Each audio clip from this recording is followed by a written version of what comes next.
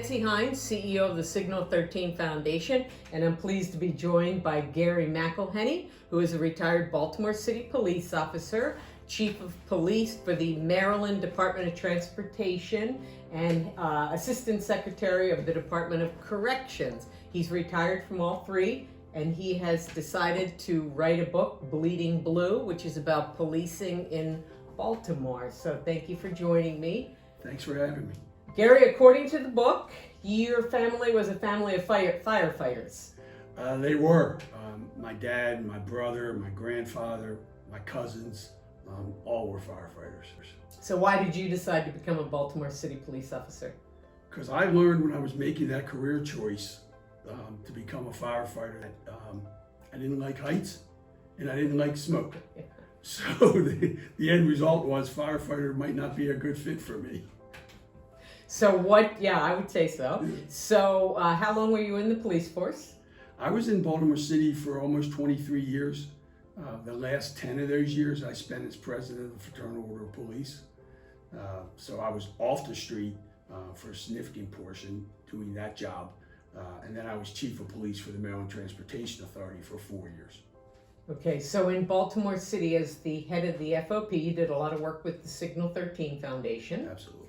Okay, and so can you tell me a little bit about that work and your experience with Signal 13? Well, I started my career in 1980 with the Baltimore Police Department. And shortly after then, Commissioner Battaglia brought this idea forward. And I think everybody thought it was just a wonderful idea and program to be able to help active duty police officers in such a manner. Because so often we were passing the hat, if you will, when an officer needed financial assistance.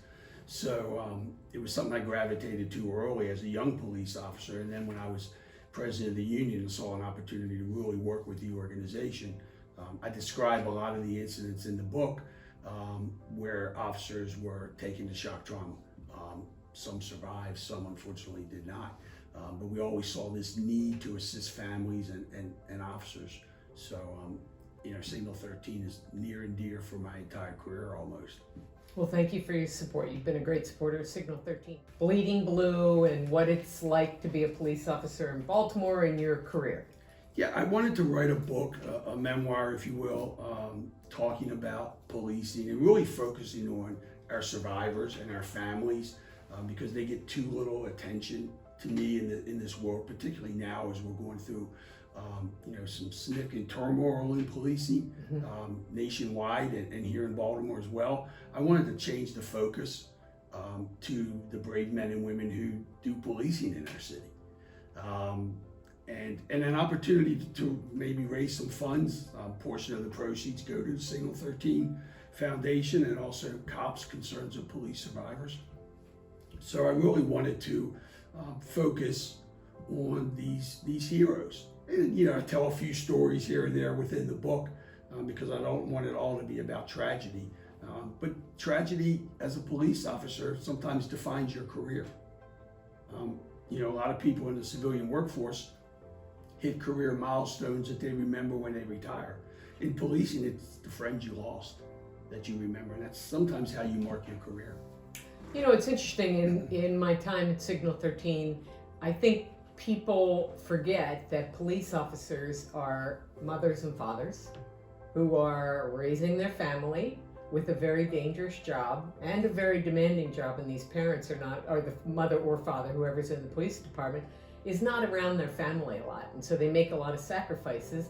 But like every family, they're just struggling to put their kids through college, and that's why Signal 13 offers a scholarship for these kids to help ease that financial burden. But you were a police officer, you lived that life. What was it like being a police officer in Baltimore?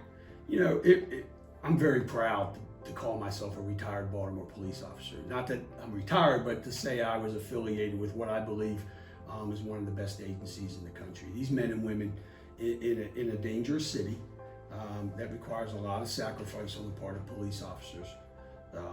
They do an amazing job, and I'm just so proud to be associated with that organization and those men and women. It's a difficult job. It's a very dangerous city that police officers have to patrol and work. And like you said, it's nights, it's weekends, you miss kids' birthdays, you miss anniversaries. But it's so rewarding when you get to sit back after 20, 25 years and look at your career and say, yeah, I made a difference.